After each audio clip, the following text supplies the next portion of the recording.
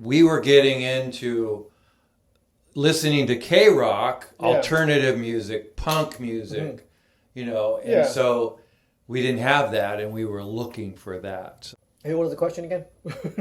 There was a revolution where Christian music, and sure, it started in the 70s, but I mean, even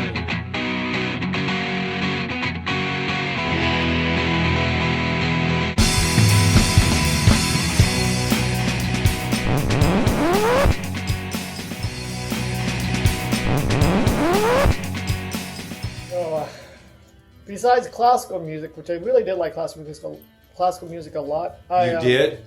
When I was a kid, and that's all my parents really let me expose me to. I did listen to the radio once in a while. The Beatles. Right before college, too, and it's like, okay, I got influenced a lot by K-rock, and I loved Oingo Boingo, and I loved the Beatles. Because you meet friends and they say, yeah, this is really, really awesome. Early 90s, my whole life, before that I grew up Catholic. And only when I hit 90, in 91, that's when I started going to, you could say non-denominational churches and stuff like that. That's interesting. So you had like a transition from Catholicism basically to church called New Song. Back in I went with people in the dorm to it, and to me it was a big shock. Oh yeah. Because it's like, oh, there's drums and all this stuff, and it's so loud. And to me, just going to that church, it felt like this is church. Maranatha songs, but yes, it was what was popular at the time. It's like Awesome God and. Our God is an awesome God, He reigns. But they played it more of the kind of rock Maranatha. So going to that church was sort of your first exposure to the Christian rock, which is still in the vein of choruses and not necessarily competing with what you're listening to on K-rock. All I cared about is listening to the music. Right. To me, just absorbing the music itself and understanding, Christianity aside from Catholicism, Christianity. It's like, I prayed to Jesus, I just didn't understand the full extent to who Jesus was, opposed to somebody we prayed to and what he did, Yeah, it's interesting. You had to make a transition from sort of a intellectual to a relationship. Yeah, right. The Christian music was for worship. And it's for praising God. Yes. And then there was a transition to a more relational music. Yes. That we related to. And it talked more about our experiences and struggles, not just music with a purpose to praise God. There was a revolution where Christian music, and sure, it started in the 70s, but I mean even earlier, you had Christian rock, but we were getting into listening to K-rock, alternative music, punk music, and so we didn't have that, and we were looking for that. To me, I thought anything that was Christian would have been able to be put into a worship service. And it's like, I guess you could, but it wouldn't be part of worship or praise. Well, our first album, yes. With joining the band and hearing me playing my songs be your first exposure to the revolutionary music of punk rock, K-rock meets chorus, right? I've heard other bands. I mean, it's kind of... You said Striper. Oh, that was because of later on in the 90s, sure, people would always mention these other bands. Jason mentioned Maranatha as well. Oh, I think the first Christian album I bought was Maranatha, like still praise music. I mean, a lot of the Christians in my dorm were like, it's like, listen to this sounds really good. It's like, okay. It's like, I would just believe him. It's like, okay, I'm listening. that was like a really big influence in my music too. Your alternative music, the music that you made before I showed up, is listening to it is like, it was very different. I just had to get used to it, and I don't want to reject anything right away. I always give stuff a chance, and that music was, it was very, very hard to adjust to. Yeah. And as I was fed with Jason, it's like, okay, I'm gonna try this, and then it was interesting actually interjecting my types of melodies into the song once in a while, and I did feel like there's a melody to it, and it doesn't have to be so really complex like you playing classical music. I learned, it's not a violin concert. It's something you're embellishing. Yeah. For everything you're playing, it's not a solo. But we really needed that color, Yeah. and you provided that. And so I totally appreciated that getting something that was a little bit more of like a lead guitar, and more melodic, and a counter melody like you mentioned earlier. Wow, because I'm really good at matching up, going off the melody, Yeah. and then joining the melody back into another, joining exactly where the melody is and coming off of it and coming back onto it. And that's what I like. That I always thought that was fun. It wasn't really much of a ministry. I guess if you listen to the music and you enjoy the fact that it's Christian and isn't just talking about sex and love Right. all the time, it definitely has an apologetic sort of challenging you to think message to it. Right. I can say that as a young Christian at the time, you stretched me into areas where I was uncomfortable. When one was like speaking in front of people. Yeah. Because there came a point in time where you were asking us, hey, I want you to say something before this song or whatever, Right. and I would. And now looking back at it, I think the thing that I continued to bring up had nothing to do with the song we were getting ready to play, but it was still something important to me. Yeah. I mean, I started out thinking, everything I say has to do with that song. And then I realized that people don't really necessarily listen to the words in the song.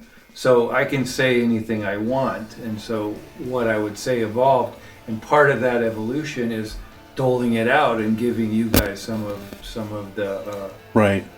experience. Right? Hey, what was the question again? Okay, my favorite. You made me really like Black Fades, just because it was like. Black Fades reminds me, because we use the clarinet, it reminds me of Supertramp. Oh, that's why. Yeah. Yeah. Yeah. It's one of our old. A Sinful Saint. That's what it was. Yeah. Yeah, because he was trying to figure out. We talked about that too, how fun the cello part was. Originally, it was on violin.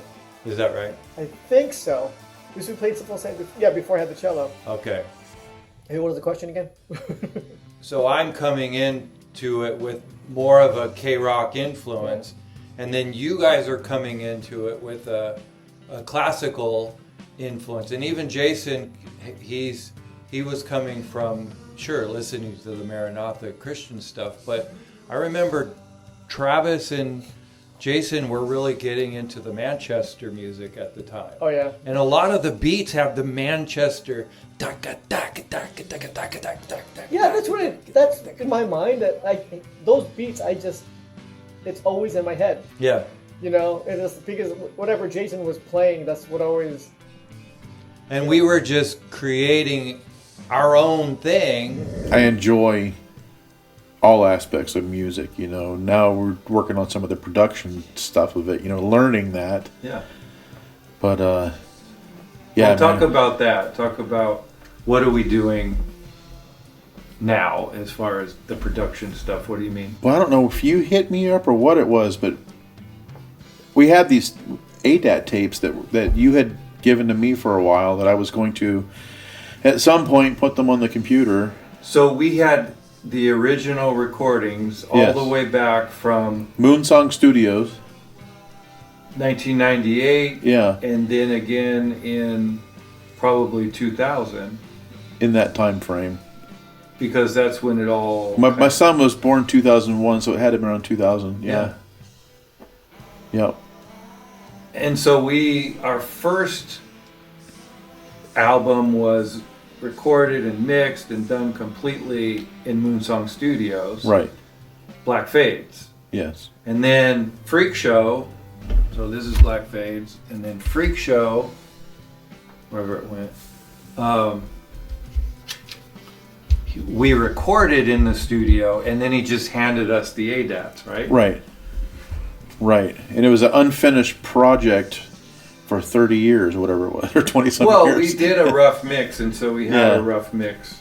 That was just so we could listen to it in the car, basically. It wasn't anything that we could do anything with it. But I don't know how the conversation came about, but there was a company I knew you could send these tapes into, and they would professionally and carefully put them into a digital format. So 24 years later. Yeah. 24 years later, got a company to digitize them for us, and doing some work on the computer at home.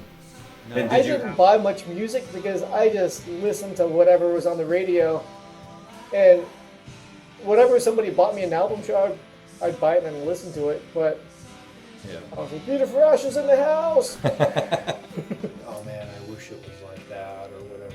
No. I didn't want to make a career out of it, so I don't think I did either. It was always just a side hustle. Right, I was just so happy to have fun in the band and play, and it was like, it's a ministry and people enjoy it, And maybe we dodged a bullet in not trying to pursue that part of it. Because it's interesting, the other bands that we were playing with, they seemed like they wanted to be, they had a big following compared to us. And we just played with other bands once in a while. And, we just mooched on their following. Yeah, it was fun. And we sold CDs. I mean, we made CDs and played shows. It's like, what more do you want? You want some manager to be over you? I don't know. Travis was playing bass for us, and he had bigger aspirations. He probably just needed to do his own band. He wanted to be a bigger band. He wanted to be more popular. And his whole thing was to get signed. And we never got signed, and we never really tried to get signed. No, we were just having fun, I mean, you had a lot of good music, I thought, but it's I wasn't trying to get signed. I wasn't trying to make a career out of it or anything like that. Travis, he and I text during football season a lot. Yeah. Because he's a big Eagles fan, Well, Travis was your friend in high school before the band thing even started. Yeah, and I'll tell you what, in high school, I loved that guy to death. Yeah. I think I still have a love for him. He's we've gone our separate ways philosophically, I think. But I truly do love that guy. He was a big impact on me and a reason why I became a believer. But he went on to, so he left the band, and then he showed me the music, so I was able to show other bass players. But he wasn't a bass player. He was an excellent bass player in our band. Yes. But he played guitar and he wrote music.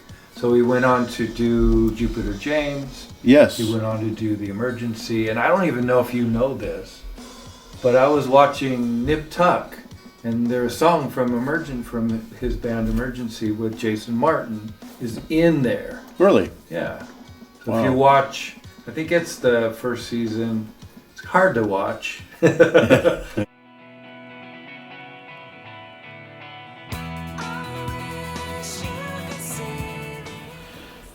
No, that's interesting. I knew that he had a contract with Sony or something. Well, for a he while. made an album and then they didn't end up putting it out, but they obviously sold some of the songs to shows and whatnot. So he went on to be in other bands, and he worked with Jason Martin, who is Starflyer 59, yes. Amazing Christian band.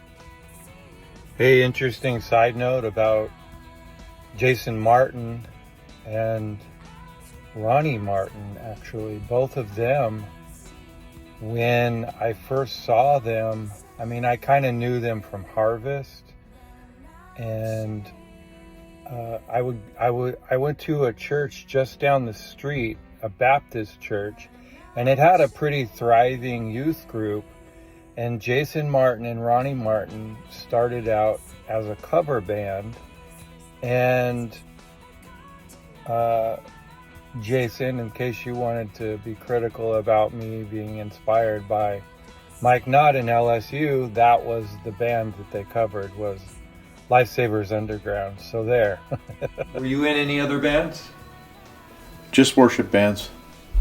Playing at church. Sure, in a church. Yeah. Played drums for a couple different churches in Temecula, California, and up in Northern Virginia as well. Warrenton Bible Fellowship. I played with them. And do you still play? I do not.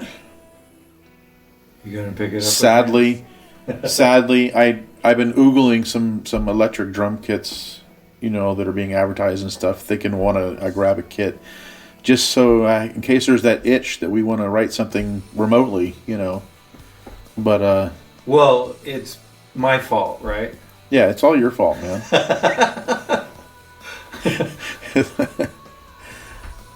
No, but it's fun, and I enjoy all aspects of music. How come you didn't make a copy of the original demo that's just sitting here?